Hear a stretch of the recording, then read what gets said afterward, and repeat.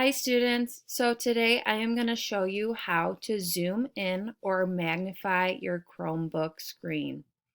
So the first step, if you want to make your page bigger, you're going to go ahead and press Control and the plus button at the same time.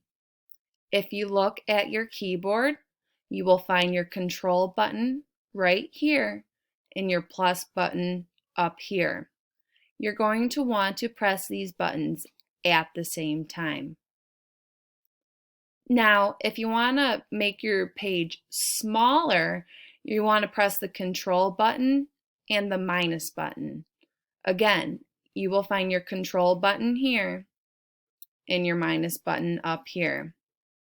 You will want to press that at the Control button and the minus button at the same time. Now, if your screen happens to be too big or too small and you want to reset it to what it originally looked like, you can press Control 0. So again, you'll come back to the Control button here and press 0 at the same time.